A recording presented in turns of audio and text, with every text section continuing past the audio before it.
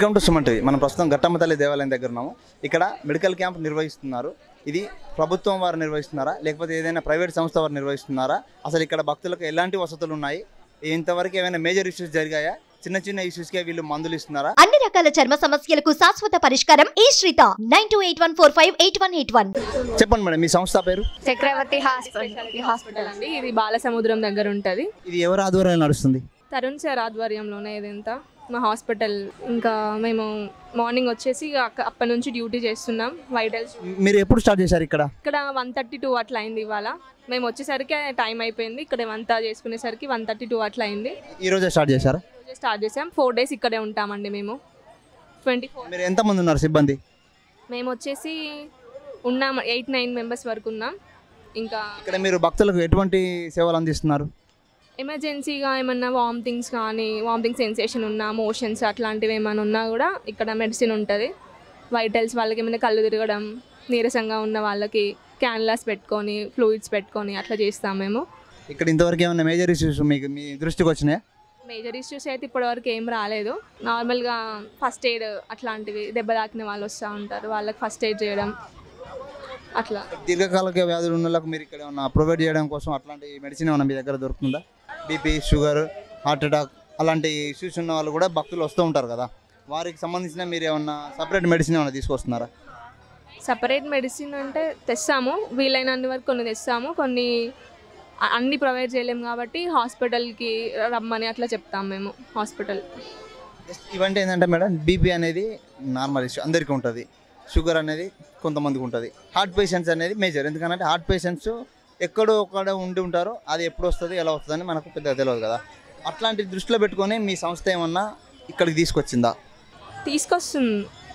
BP అవన్నీ చూస్తున్నాం కదా, నార్మల్ అందరు ఇప్పటివరకు అయితే అందరు నార్మల్గానే వచ్చింది. అంత క్రిటికల్ కేసు అయితే ఇప్పటివరకు ఏం రాలేదు. రేపు ఎల్లుండి అలా చూడాలి. ఇంకా మెడిసిన్స్ కూడా ఇంకా నైట్ వరకు వచ్చేస్తాయి. ఏమన్నా అంబులెన్స్ సేవలు ఇట్లా ఏమన్నా పెట్టారా మేడం? అంబులెన్స్ ఉంది. ఎమర్జెన్సీ ఎన్ని పెట్టారు మేడం అంబులెన్స్లు? ఒక అంబులెన్స్. దాంట్లో ఆక్సిజన్ సప్లై ఇట్లా అన్నీ ఉంటాయా? ఆక్సిజన్ సప్లై ఉంటుంది, అన్నీ ఉంటాయి. ఏంటంటే ఎమర్జెన్సీ అయితే అందులో అన్ని పెట్టుకొని హాస్పిటల్ దాకా వెళ్ళడం కోసమైనా అన్నీ ఉంటాయండి.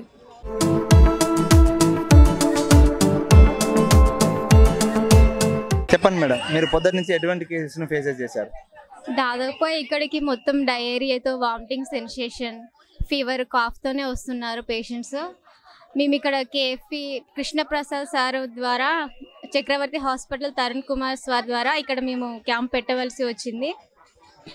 ఇక్కడ దాదాపుగా పేషెంట్స్ నీరసంగా, అంటే ఇక్కడ వెహికల్స్ ద్వారా వాళ్ళు చాలా డిస్టర్బ్ అయ్యి వస్తున్నారు, అంటే వాతావరణం ద్వారా వాళ్ళు సఫర్ అవుతున్నారు. ఇక్కడికి చాలామంది పేషెంట్స్ మోషన్స్ అని, వామిటింగ్స్ అని, అంటే నార్మల్గా వెహికల్స్ నడుస్తుంటే టైర్స్ కూడా ఇట్లా దెబ్బ తాకి ఫస్ట్ ఎయిడ్ ద్వారా ఇక్కడికి వస్తున్నారు. ఆ డ్రెస్సింగ్ కూడా చేయవలసి వచ్చింది.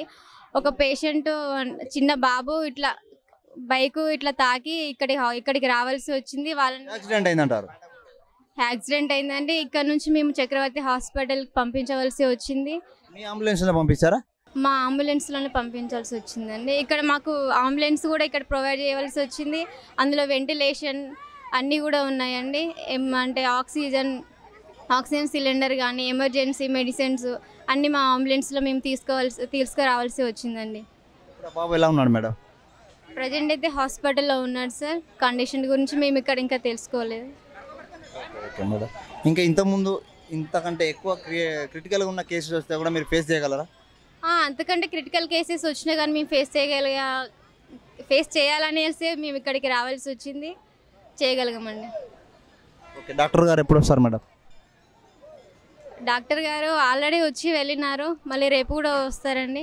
మీరు ఇప్పుడు నైట్ షిఫ్ట్లో కూడా మీరే ఉంటారా, చేంజ్ అవుతారా? సేపటి వరకు మేము ఉంటాం. మాతో పాటు బాయ్స్ అన్నయ్య వాళ్ళు వచ్చారు, వాళ్ళు ఉంటారు నైట్ టైంలో. మేము నైట్ షిఫ్ట్లో బాయ్స్ ఉంటారు. అవును, మేము వేరే దాని స్టే చేస్తాం. Okay, thank you.